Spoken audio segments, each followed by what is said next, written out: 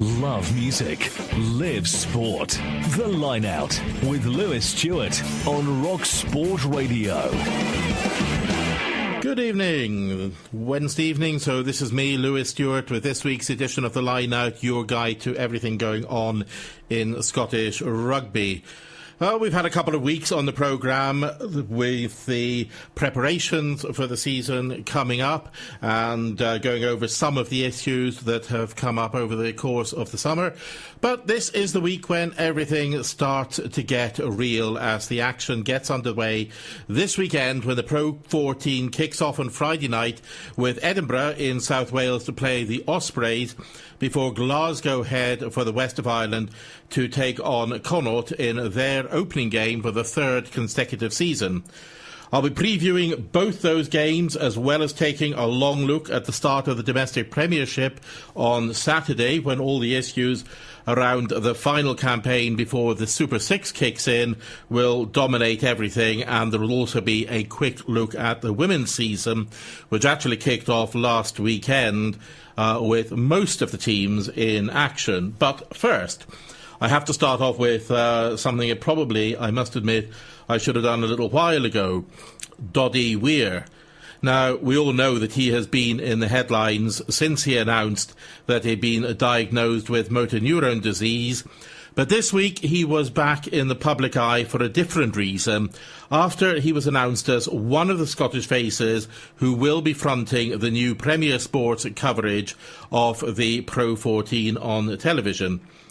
It's a bit more than a year since his condition became public, and he has done a great deal in that time. And none of us can forget the emotional tribute from the Scotland fans when he walked out before the New Zealand match in Murrayfield last November.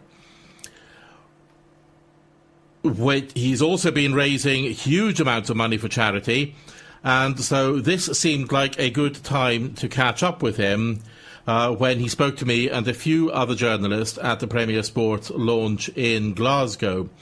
First question, therefore, had to be whether he was surprised when the call came to get back in front of the television cameras. Out of the blue, but very delighted at where it came from. Worked with a bit with Sunset and Vine quite a lot with the Melrose Sevens, so I know the team behind there. So for some reason they selected, I don't know why either, selected it, and very excited to be involved, because again, with the issue that's going on, gives me another reason to get up and get on, and with that looking forward to being involved with this very exciting time ahead, which I think it is. But I don't know what my total involvement would be. It was discussed to do a number of games throughout the season, so 5 or 6 games were mentioned, and with that I'm looking forward to it, to be honest with you. The suits are going to be there, but also I think there's maybe a bit of different hilarity that maybe is what I've been about from day one, maybe saying things that maybe shouldn't have been said or might be said, and I'm not promising anything, but I maybe see it from a different angle, you see, because as you said in there, Ali Kellogg and the rest of the boys have grown up together, maybe in a different way that the Doddie Weir has, with Jim Telford being one of my main teachers, and he maybe looked at a video in a different way of game than what other people did, and sometimes positive thinking's not the way forward. You maybe have to say things that are not said. But look, at the end of the day, it's, from what I'm looking at, it's just an exciting time ahead, and being involved is, for me, and getting that phone call was very nice. When does that big boost to know you've got to get involved in rugby? Yeah, the whole season. I was involved with Newcastle Falcons for about 8 seasons, behind the scenes in their hospitality section, every game at home. So I had a year off last year because it just maybe got a bit too much with things happening. So to be back involved in this fray is pretty good. It's on your doorstep. It's where I kind of grew up as well, being involved in the Scotland teams, which is quite a passion of mine as well. So everything stacks up. So it's not every weekend, which is quite good for myself. There's a lot of other things happening at the moment. So with that, it's a win-win-win, and I'm absolutely delighted to be involved. So I've spoken to a few of the coaches here today for myself, maybe even to go and watch and bring up to speed with things, so when you're talking about things at this level, you don't miss anything, because the game is a very similar game to when I was involved in, and same with the boys that are involved here, but there's just maybe a couple of areas that we maybe have to freshen up on. but otherwise the scrum, the line out, winning possession, scoring points is always the same sort of kettle of fish. Doddy, you bring a perspective. I mean, you know, Al and Chris mentioned there, they've played a lot with these guys. You've been away from it longer. You know, does that give you a bit of a kind of a different perspective there? You can stand back and think, Jim wouldn't like that, Mr. Takumi wouldn't like that. Yeah, saying that, the team that they've got is an outstanding team, because I've been listening to them on the telly and go, wow, they speak very well. So this is why to get my invitation is quite unique, because they are an outstanding team, and they do see the game very well. But yeah, I think so. It's maybe the little off the ball incidences or some areas that maybe they don't see in today's environment that I might pick up on, and maybe something that involved. And I honestly don't know why they've selected me, but I'm very delighted to be here. The coverage is very supportive. You reckon there's a few home truths that can be done with being told occasionally? Well, I think so, because I've got no employment status anywhere. I am where I am, and that's been the case for many years. And with that, possibly yes, and it might be. So we'll just have to see how the season goes, but definitely. So we might see tough Doddy as well as fun Doddy. Well, fun Doddy, but in a tough sort of way. There's no point beating about the bush and things. When someone's got to be said and somebody does something silly, let's just say it as it was. And this is what I'm going about, this positive thinking. And in today's environment, you see it sometimes as players would be built up to be positive, great, fantastic. But in our day, we were told by Mr. Telfer, if you play that a game, you let your family, your friends and everyone down, you'll never be in the team.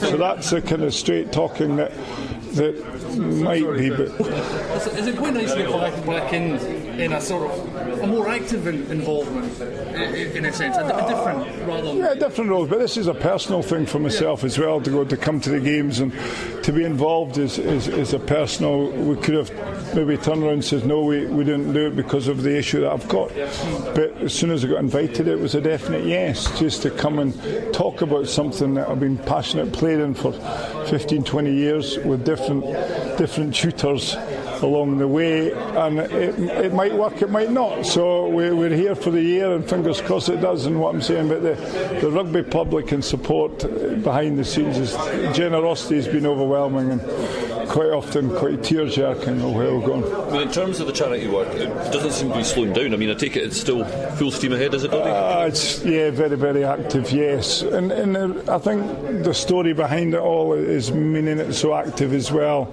with the loss of Youth Van der Besizing, and I think MND's more to the front than it's ever been, so the awareness is working. With ourselves, we just recently announced that we've spent £400,000 to the King's College down in London for gene therapy, £100,000 to Scotland MND for a care package, and also the same to MND Association, and we're in negotiation with the Edinburgh University to spend some money with them. So that wouldn't be possible if it wasn't for the support and the fundraising that everyone's doing. So in a way, we spent £600,000 to date, and there's a bit more spend going. So with that, it's very active, and it's just overwhelming what people are doing, from kids to send their pocket money to somebody even just sending a little letter in to do that, to hundreds of thousands being made at dinner. So that is going to continue, and that's why this works in well for myself, because it's not for the full season, because I might run out of steam a little bit. It's 5 or 6 games in the year, which I'm looking forward to, that will also build in with what we're doing. So no, good time ahead.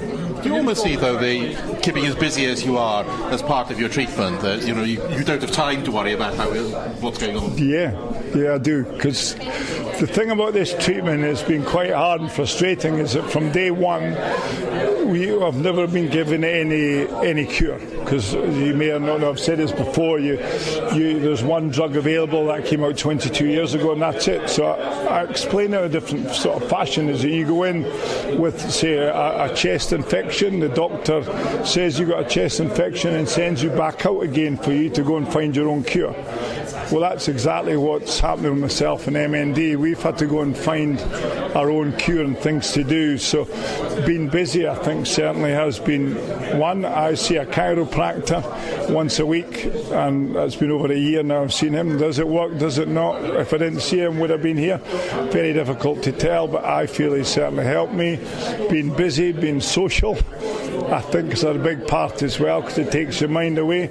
And very fortunate maybe to be in that situation, because a lot of other people with MND maybe don't have the friend base and the family support. They're stuck maybe in a house somewhere and don't see what's going on. I go on and just think about MND all the time, and that maybe is detrimental to their care. So we want to try and change that. And ultimately the foundation focus is on giving people a chance, and if you need a chance you need to give options, and at the moment there is no option MND, so we're trying to change that attitude. But yes, ultimately I think the answer is, because I'm quite busy at the moment, because it just really affects my hands, so the team will probably end up having to get a headset for me to speak into more than the microphone like that, and if that's the only issue in 19 months, then I'm being very fortunate compared to some people.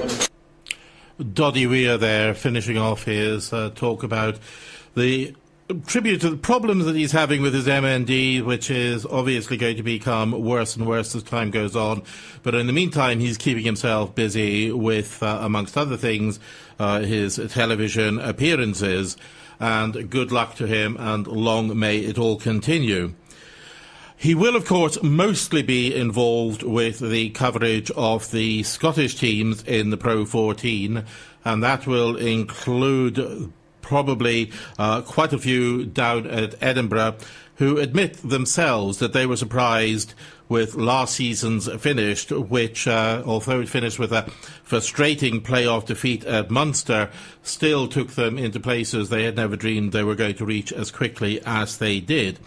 The trick, obviously, then, is to take that momentum into this season, which starts on Friday against the Ospreys. I did manage to catch up with Duncan Hodge and suggested that for all the optimism built up in the second half of last season, they still had a tricky start to this season. We've got a tough start. We've got two big teams away from home, but look, that's a good thing as well. You know, we've got to be on our mettle going down there if we want to compete and give ourselves a chance of winning. So, you know, it gives us a real good focus going down there, and it has done all through pre-season. So, no, we're looking forward to it. Now that you've had a chance to have a look at them, though, you've got a new midfield, you've got new half-backs, you've got some players we know more about in the back three. How do you see that back division shaping up? Yeah, good. I mean, obviously, on paper it looks like a stronger backline than last year, and certainly more depth about it. So, I mean, that can only be a good thing. You know, obviously we've just not got much. You know, we're a couple of wingers. You know, Darcy and Damien are out just now, so you know we've been fairly light in the last couple of games just in back three, which has given some others a chance, which is good. And obviously Juan, Matt Scott coming back, Blair, you know, been back training on the back of his Scotland stuff. So, you know, there's a lot of positives there. Henry as well. You know, all these guys have added in their own little way bits to the back line, so it's been good. Henry and Simon, Lucas, are they going to be one of your mainstays at half-back? How have those two fitted in so far? Yeah, good. They're both intelligent rugby players, and they're adding a bit of intellect, and you know, and I think that'll help on pitch as well. And with that, you know, you've got, you know, Jako's, you know, he played a lot of 15 before he arrived last year, so you know, he's a year further on, and you know, Blair's a year further on, bringing back Matt Scott. So you know, it's all these little things are bringing, you know, a bit more experience and a bit more sort of game nice to where we were last year, so that can only be a good thing. But after all the turmoil at Edinburgh, how much more settled has this pre-season been feeling? Yeah, no, definitely. I mean, there's a bit of continuity. I mean, there's still a fair few players left and a fair few come in, but in terms of the kind of coaching and some of the structures, and you know, there has been continuity, and then you kind of can layer on a bit more detail because of that. You're not kind of ripping up the script from year to year, so that's a good thing. And you're building on at least some success at the end of last season. You went on that winning run at the end of the season.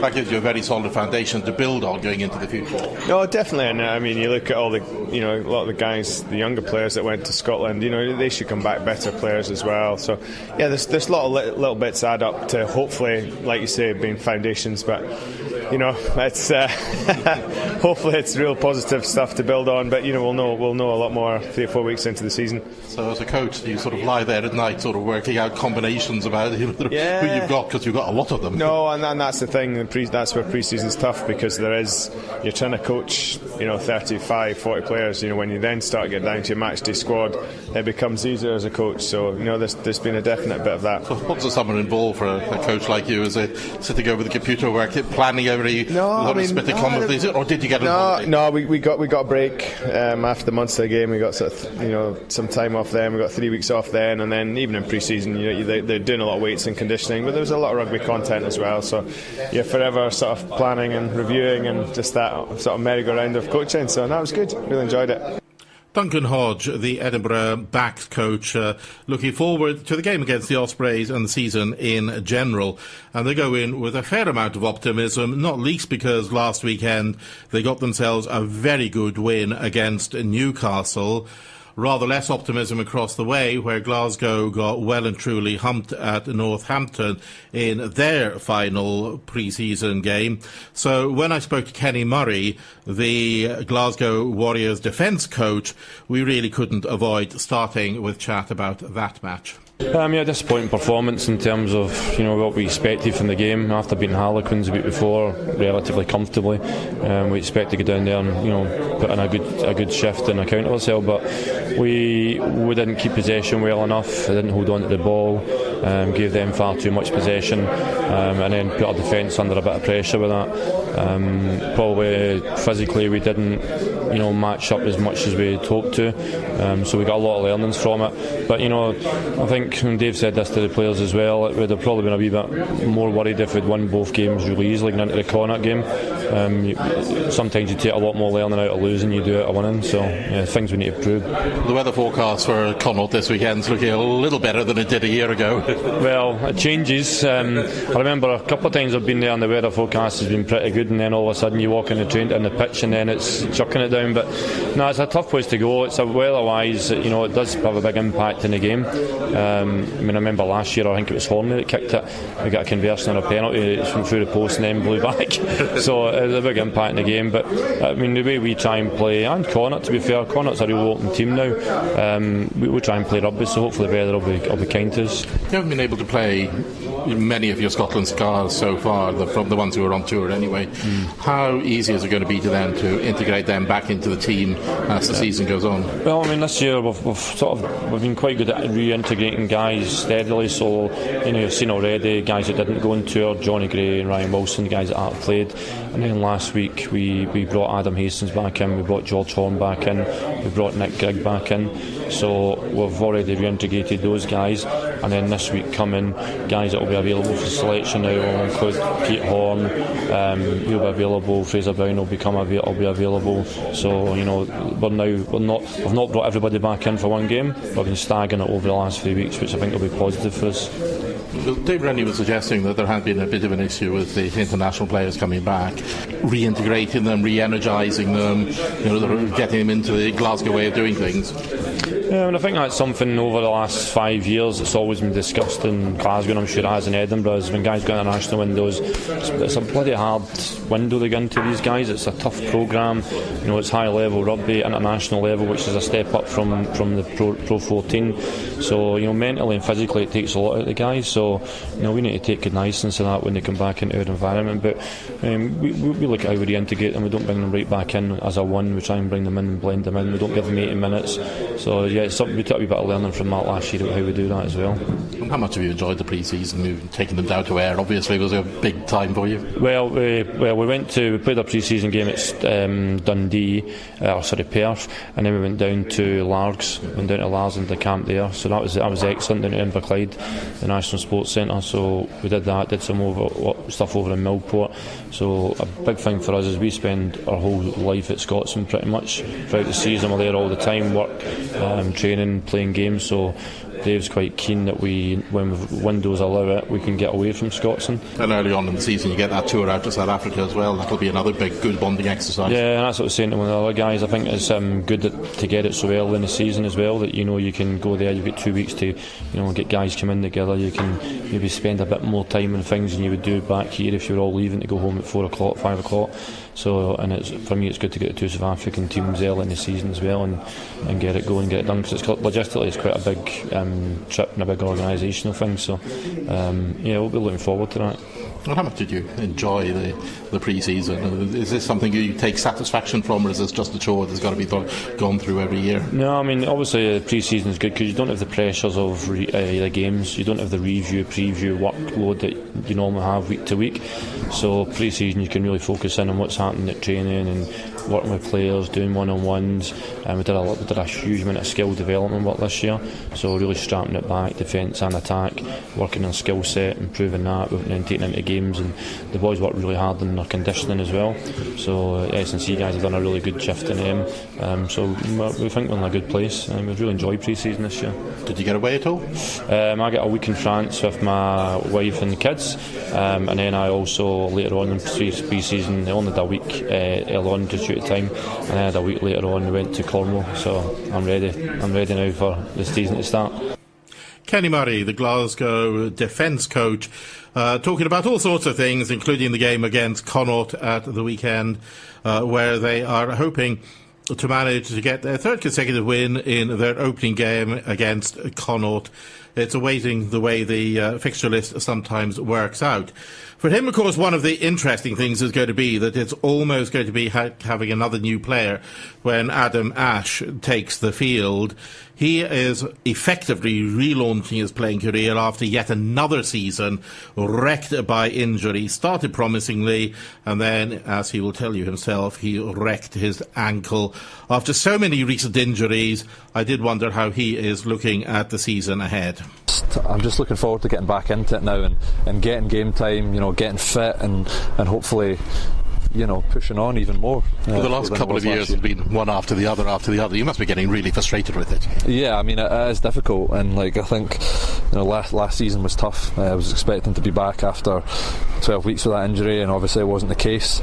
But you really just have to sometimes, as much as it hurts to say it, accept these things and move on as quickly as you can. So fingers crossed that none of that happens this year. I can get a full season of rugby in, get some consistent game time. The Beastie Boys at their own game, you're actually going to, but you've got to have an element of that, but you've got to impose it your way. Exactly. I think you can't win a game of rugby nowadays without being physical. It's not possible. So that's first and foremost. That has to be in place. But something that Dave's really tried to, certainly the tight five and the forwards in general, he's tried to add that kind of ball playing ability to our game, and I think we've seen parts of that last year, and hopefully more to come. There's been a lot of talk from the coaches about sort of upskilling the squad. What's that actually meant in terms of the different training you've been doing? Well, I think one of the big things that comes into it is in training, putting players in situations and pressured situations where they have to make decisions and just getting them used to it, because that's really all there is to it. Once I think you get yourself in the situation and you know what to do in those situations, then it's only going to transfer onto the pitch. So a lot of the tight forwards and forwards doing maybe drills that you see backs doing and kind of modern day training, but I think it's an essential part of the game nowadays, and it is an essential part of the game that we want to play. So everybody's looking to improve that. And do you get the backs in to do some mauling, or do they? No chance they're coming in there. Oh, only if, honestly, only if. So we do these we split into backs and forwards for the unit sessions, and you see these boys running about doing their strike plays and stuff, and we're leathering each other in mauls, getting eyes like that and all sorts. So I don't know. I remember Sean Lamont scoring off a roll in the ball. Nah, he's big and strong enough. You're talking about my back earlier. How much do you enjoy? Obviously you're doing your own podcast and things now. How have you enjoyed that side of it? Yep, enjoying it. Was pleased when Jack asked me to do it. I like talking to people, like having conversations, getting to know people. I think for me the big thing that I'd quite like to get out of it is having players within the team come on and really just presenting themselves as they are. I think it can be quite difficult to do that sometimes as a professional sportsman, so I think that's something that I'd really like to see a little bit more, as players just being themselves, and I bet you would as well, but it's not always easy. I've been there as a young player, and it's sometimes it's not the easiest thing to express yourself, and I think you keep me right. If they cut that out, no, it's good. I think it'll go down well. We'll get some funny stories. Is that a post-career sort of move, thinking ahead of time? I don't know. I mean, again, I like speaking to people. I like getting to know people. It's just always been something over the last couple of years, especially. It's been something that's really, I guess, come into my world. Just getting to know people. So who knows? I don't know where it'll take me, but we'll just do this podcast and see what happens. Adam Ash, the Glasgow number 8. Maybe, you never know, 10 years' time he might be sitting where I'm sitting doing this, and he'll be the one talking to you. Incidentally, just changing this up very quickly, it's not just the Scottish teams that are going to be keeping Gregor Townsend, the Scotland coach, interested in the Pro 14. Yet again, the Scarlets are becoming a home from home for Scottish exiles. Last season, it was John Barclay who came back from there. Now he's in Scotland, but he has been replaced by somebody called Blade Thompson, who was the Scott-qualified Kiwi, and of course Sam Hidalgo-Klein also joined them in the summer. So with John Barclay missing, Wayne Pivac was asked how he had gone about replacing him. You've got the likes of Blade Thompson available, Cubby, as I say, so there's 3 names straight away. And we've got some exciting young guys too, who I think are going to have big careers. He's had history in all 3 positions. For us at the moment with our injury list, second row is we've got a few injuries, obviously, but the loose forwards have been hit extremely hard. So at this stage, it'll be the loose forwards. As far as you're aware, is he available for Scotland, and is that a road that he's going down? He is available for Scotland. He's got Scottish ancestry, and we've known that from day one. And when we signed him with a view of being able to replace John Barclay, and one of 2 players that need to be replaced. Obviously, Tyg Burnham and Uzier and Blade, those are the 2 players we've chosen. And in that lot, one was available all season, and one was, obviously John available for parts of the season. So we think we've replaced like for like. I think Blade's got a lot of ability. Should Scotland come calling, then so be it. Sam's played well, though, and he's probably been the pickier players in the opening 2 games. Is that fair? Sam Hidalgo. Yeah, look, Sam's fitted in really well. All the new players have fitted in the environment really well. They've all off the field been fantastic. Sam's had the most opportunity on the field so far, and I thought he's played pretty well. Again, he's still fitting into the way we want to play the game. There's a couple of things he's working on, but I thought he's made a really solid start. Well, against us, first and foremost, he's always played very, very well, and I thought he's been the pick of the opposition. So he caught my eye a few years ago, just playing against us. He's got a great skill set. He's an intelligent guy, an intelligent rugby player. He kicks goals. He's got a really well-educated left boot, as well as kicking off the right foot. He's got a nice snappy pass. He's got a good running game. So, he ticks all the boxes that we were looking for in a 9. So, and the fact that at a pinch he can cover 10 is, he's a good guy to have in the group. So you're becoming the international finishing school. You've had, 14 players play for Wales. You've got Tadhg Beirne into the Irish team. You resurrected Barclay. And now you're going to do Hidalgo, Klein and Thompson for Scotland as well, are you? Quite possibly. My dream would be to have Werner Clear back in the South African team, and then we've pretty much done everything. Wayne Pivac there, giving some hints to Gregor Townsend that maybe he should be visiting the Scarlets to have a look at all the Scots that he has available to him. That's it, I think, on the pro scene, and it's time now to move on to the club scene, which started last weekend with the traditional Charity Shield down at the Green Yard when Melrose played Stirling, and possibly gave some hints of the surprises in store for the season ahead when Stirling, who remember wrapped up last season by getting humped 45-12 by Melrose in the Cup final, reversed that result, and secured the Charity Shield with a narrow 28-26 win at the Green Yard. Certainly augurs well for a very competitive league this season. And afterwards, when I caught up with Peter Jurizovic, the Stirling coach, I suggested that this was pretty much the start they dreamed about. Yeah, obviously we're happy with that. We had a good couple of months of pre-season. Boys had a lot of confidence in the hard work we put in, and I think a lot of things went well on Saturday, and which obviously ended up in being on the right side of the scoreboard. Apart from the third quarter, how nervous were you feeling then? Yeah, I mean, it was first half. We're really happy. We came out of the blocks well, and then start the second half again. Getting an early score was great, and then we sort of took our foot off the gas a little bit. Melrose came back into it. Obviously, scoring 2-3 minutes from the end wasn't ideal, but the best thing to come from that was straight away from the restart we won that, and then got ourselves in a position to get a penalty into Johnny Hope. Fair play to him, stood up and against his nerves, they put it through the post at the end. And how does that set you up for the season ahead? Because it's got to be a big confidence boost. Absolutely, and the boys will take a lot of confidence in that. I think the most confidence will take was probably the amount of young boys we had in the squad on Saturday. I think we had 3 or 4 18-year-olds, or 5 18-year-olds I think it was, plus a lot of guys have only played a year of senior rugby, so we've got to take a lot of confidence with the squad that we've developed, and going into this weekend, we've got a lot of confidence going into it. Looking at the league itself, obviously after beating the champions, you've got it. I mean, the main focus for us is to keep improving each week.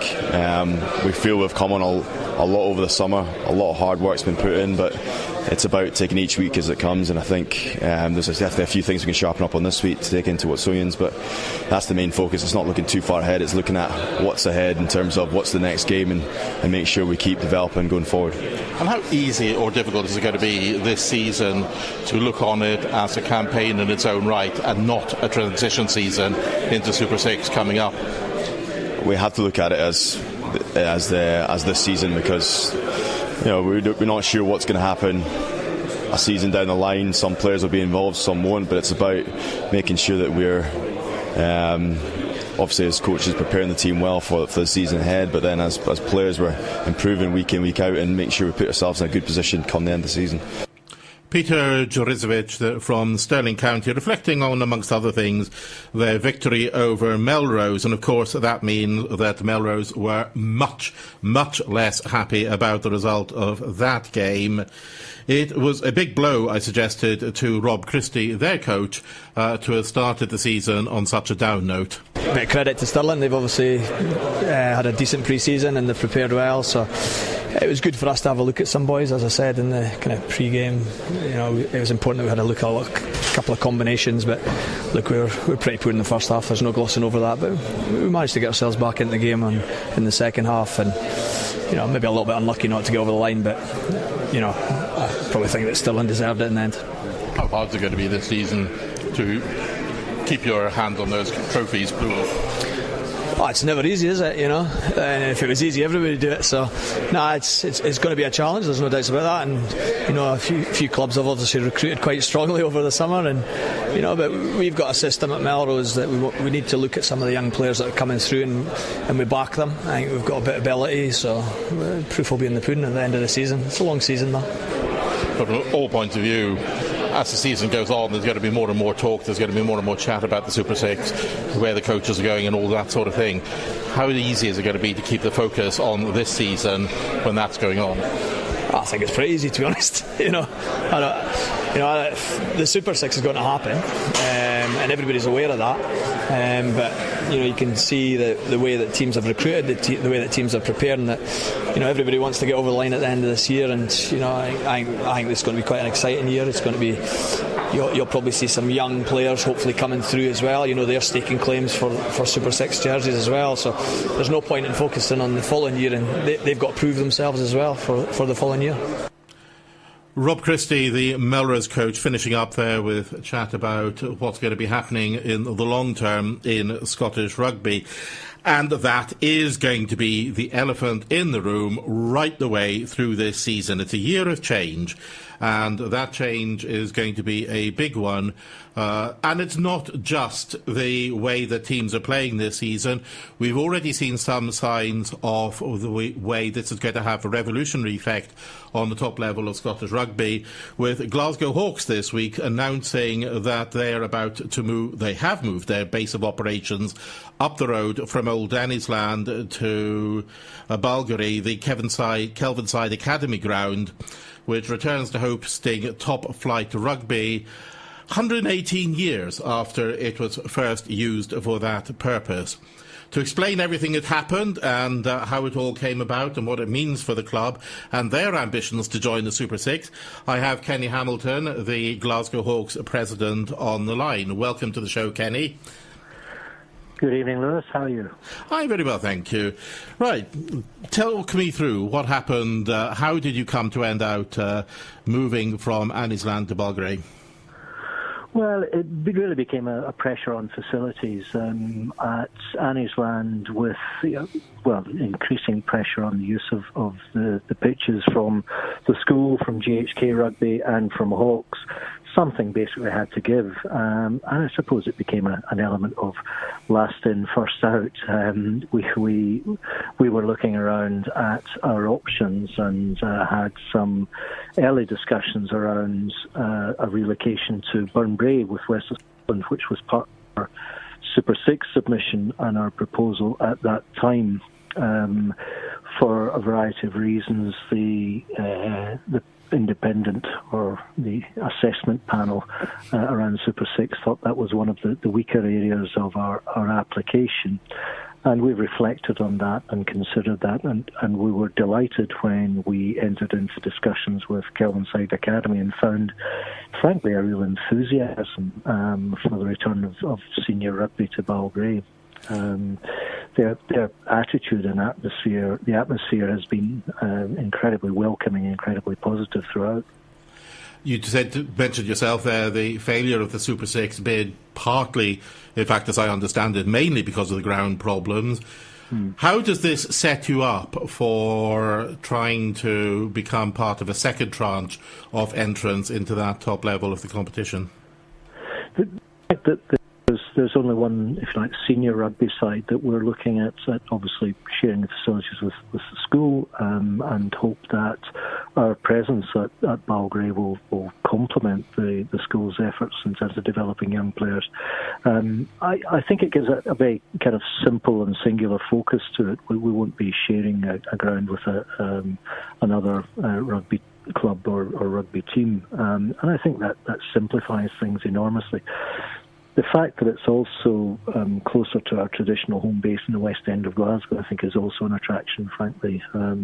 Inevitably, location is a key factor in looking at how you're going to market yourselves and how you're going to promote the game and the playing opportunities for the young talent emerging in Glasgow. When you first failed to get into the Super 6, there was talk that this might be the end of Glasgow Hawks. Does this ground move mean that is no longer even potentially on the cards? I'd certainly, it's not on the cards at this stage of this. I mean, our thinking has always been that Hawks was formed to be at the top end of club rugby in Glasgow and provide a platform for the emerging talent. And I think we've been, frankly, with all due immodesty, incredibly successful at promoting young players onto professional ranks. We did that very successfully season before last with 6 players moving on to full-time pro contracts. I think ourselves and possibly Curry are the most prodigious in that area in advancing young players onto pro contracts. So certainly it's very disappointing not to be part of the initial Super 6 structure, but I think our focus is very much about getting there as quickly as possible, and to provide, as I say, that springboard for the available talent in Glasgow. The fact that there is no Glasgow City representative is frankly, in our view, a major oversight.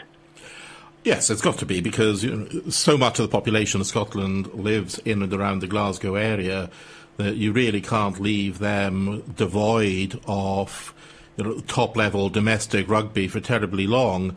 I understand there is actually a working group looking at trying to get something from Glasgow into the Super Six in maybe a couple of years' time.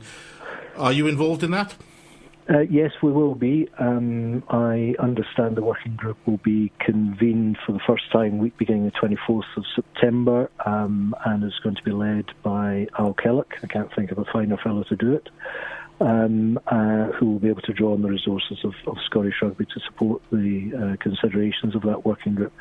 We'll certainly be in there as active participants. We also hope that some of our key partners who were part of our submission will also be involved: Glasgow University, Strathclyde University, and indeed the Royal Navy.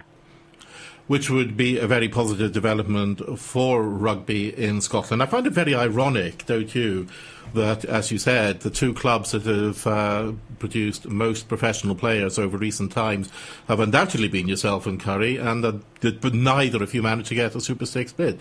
That it does seem a little bit strange, doesn't it? It does appear that way to us, yes. You're choosing your words very carefully, Kenny. Yeah, I mean, clearly we were profoundly disappointed. I think it's an unforgivable oversight, frankly, as I said, that the city doesn't have a representative in Pro 6. The fact that there are 3 Super 6 franchises within 3 square miles in Edinburgh also seems to me to be an anomaly. But I think we've ended up with a rather unfortunate situation, which the 6 clubs who have been successful in their franchise bids are frankly going to try and make the best of it. I don't think it's a perfect design by any stretch of imagination. It has a range of imperfections, and I think the clubs themselves are going to have to grasp the nettle and find a means of making the structure entirely relevant and fulfil the original objective, which I actually think is laudable. I mean, the original objective of creating a tier of rugby which is a higher level of club rugby supporting the professional teams, I think is absolutely right in Scotland, given the small number of players, the small number of player resources, or the limited player resources that we have in Scotland. It's about making the best use of those. And so the principle is correct. The process and the structure itself, as I say, I think has a range of imperfections which need to be worked on. This weekend you have your first game in your new home. Heriots, the visitors. How's the close season gone for you, and how strong are you going to be? Are you going to be in a position to challenge for the top 4 in the playoffs this season, do you think? That'll certainly be the ambition. We've got a really interesting combination of a few older heads and a bit of experience in the form of Gary Strain, Stephen Finlay, these kind of guys that have been, Andy Kirklands, Stephen Leckie. These guys are well-seasoned players, but we've also got a whole rash of really good quality youngsters once again. Youngsters with a bit of passion and a bit of flair. I think it's going to be a really interesting season for us.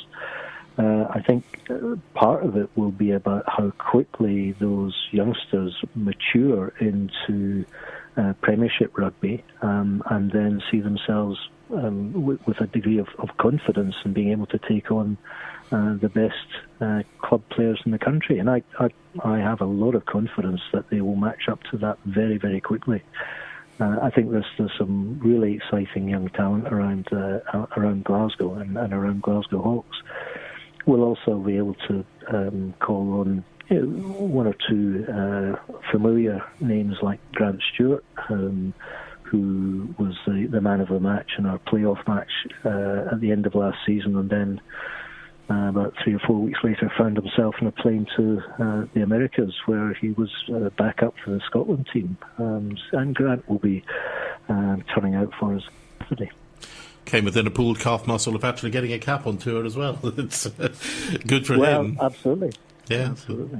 Yes, but just before I let you go, one final question: does the fact that you are so far away from the rest of the Super Six franchises that you've got Ayr down in the southwest, which is sort of a better part of an hour's journey away. You've got an hour's journey to Edinburgh, where Stirling's about your closest one. Does that mean you've actually got a better chance of being able to retain the players during the hiatus between the start of the Super Six and you actually joining it?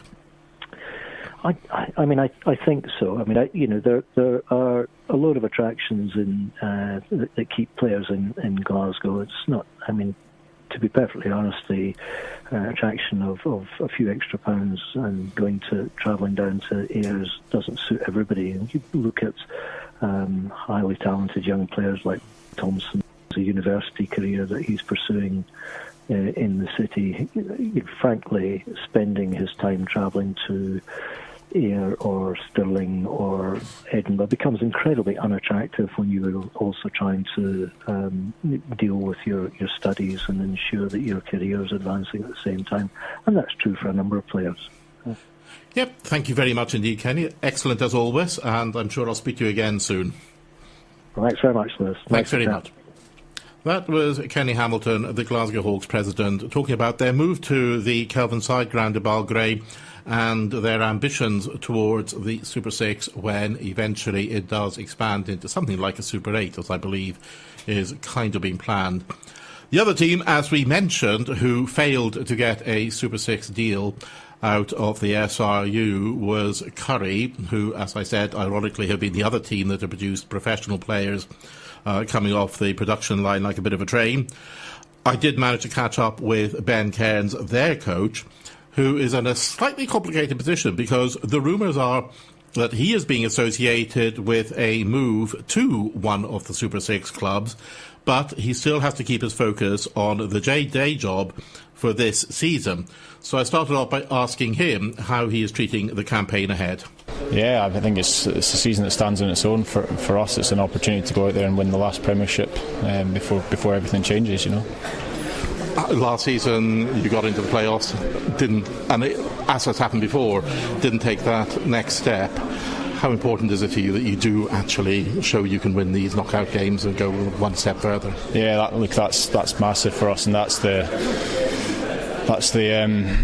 question we keep asking ourselves as coaches is how we get over that hurdle, you know. And it is a hurdle now. There's probably no point in shying away from it. It's 4 years in a row, two at home that we've lost in the playoff semis. So it's certainly something we're looking at in terms of how we build towards that and make sure that it's not a mental hurdle we can't get over, but we put in the prep work to make sure that we get the right result once we're there. Obviously there's a lot to happen before then. The first part of that journey is to make sure we're in the top two, so we get a home semi-final year, and that should make it easier for us. But you know, at this stage our thoughts aren't really on that. Our thoughts are on the first sort of 5-6 games and making sure we start the season well. I think traditionally Curry have been slow starters, so last year's probably the exception to the rule. We started pretty well, so we're hoping to do the same again this season. And obviously it can snowball if you get a good start, just like it can snowball if you get a bad start, and we'd obviously much rather have a good one. Is there a fear that if you do well, that probably means the team breaks up next season as players get poached by Super 6 clubs? Yeah, there's certainly that fear. You know, as part of our bid process, you had to sort of say how many players you thought would be in a Super 6 team out of your squad, and we thought it'd be about 15 to 20. So that's the kind of numbers we're talking about in terms of the fear of losing. We'd hope we wouldn't lose all of them, and we'll obviously be trying to make sure we don't. And that starts by having a really good, successful last season in the Premiership, and if you've just won the league, you know it should be easier to keep your players happy. And from a personal point of view, you're one of the coaches that people keep on talking about as a potential Super 6 coach. Is it easy for you to keep your focus? Yeah, I think for me, like I'm Curry coach, and my focus is completely on Curry. It'll actually be easier to keep focus once the league starts, I think, in your week-to-week coaching. But as I say, like for us as a group at Curry, it's about just being open and honest with each other. As it stands, everyone's speculation, and that's all it is. Yes. How difficult though was it for Curry when you didn't get that franchise? Yeah, it was tough. Look, it was really tough. felt like we had put a good bid together, but obviously 6 other teams at least had very good bids as well, and we've missed out. So it is tough, but it's about moving on. And Curry's always been a club that's been able to move on from disappointments and come back stronger, and that's what we'll do again. There have been some talk of the Super 6 maybe expanding to Super 8 next season or in a couple of years' time. Do you think Curry would be interested in that? I think you'd always be interested in playing at the highest level you can, you know. So yeah, I think they would be. Ben Cairns, the Curry coach, looking forward to the season ahead. At the other end of the scale, you have Edinburgh Accies, who came up from the Championship and are looking to consolidate their position. They're in the comfortable position of they know that there is going to be no relegation at the end of the season because of the Super 6 reorganisation, which made Derek Reardon, their coach, a happy man when I spoke to him. For us, we're looking at it as a 2-year thing, so for us it's around winning the Championship in its first year, which is in 2 years' time. So Premiership is just part of the process, so it's only going to be as difficult as we perceive it to be. It's just going to be a learning process for us for the year. Have you strengthened from what you brought up from the Championship? Yeah, I mean, we've built a squad over 3 years that we thought could go and compete in the Premiership for us, so we didn't overtly go wholesale and bringing guys in that could disrupt the culture and the system that we've built at the club. So we've added where we've needed to, and we used the draft as best as we could to try and plug some holes that we had in terms of the squad, but it's largely the guys that got us there are going to be battling it week in, week out for us in the Prem. Are you worried, though, that if you do well, that you're going to lose a lot of players to Super 6 clubs when you go into next season? Why would I worry about that? That's my job. If I'm not getting guys Super 6 contracts, I'm not doing my job. How difficult is it going to be, though, to concentrate on this season rather than look on what's going to be happening next season? The sort of elephant in the room is always going to be there. It's not difficult at all. I mean, you can only play what's in front of you, and for us, next year is the Premiership. A lot of people lose their head around Super 6, but it's a non-entity right now. It doesn't exist until 2019-20. We'll focus on the Prem and what happens on the back end of that. If a lot of our guys get contracts, and that's a good thing for us, it's a good endorsement for our club, but we'll cross that bridge when we come to it. Derek Reardon, the Edinburgh Academicals coach, on their prospect for the season ahead. Also, I did promise at the top of the programme that I was going to have a little look at what the women are doing. At some point over the next few weeks, I promise you I will come back to what's going on at Murrayfield Wanderers. But this week I just spoke to Louise McMillan, the Hillhead Jordan Hill captain, who reflects on how the season could go after their league and cup double last season. Good start yesterday. I think things were a bit rusty, but yeah, we got the win. Double last season. How difficult is it going to be to repeat that this season? I think it is going to be difficult. Obviously, there's last season, it was a kind of different final than it has been previously because it was Watsonian. So I think there's kind of new and exciting kind of opposition coming up, which is really exciting to play against. So yeah, I think it's going to be different from other seasons. The Wanderers have had their troubles over the summer. Yeah. Does that going to affect the league much, do you think? Well, I think it's sad that all that Wanderers stuff is happening, but then you also see teams like Stirling who are doing exceptionally well, and they had a great game yesterday. So it's like, although maybe we're kind of losing, Wanderers are kind of having their difficulties, it's like teams like Stirling are looking really exciting going into the season. So there's going to be a broader swathe of players. I definitely feel that last year our games were more competitive than they have ever been, and I think we're going to see new and exciting players bringing new and exciting things to clubs.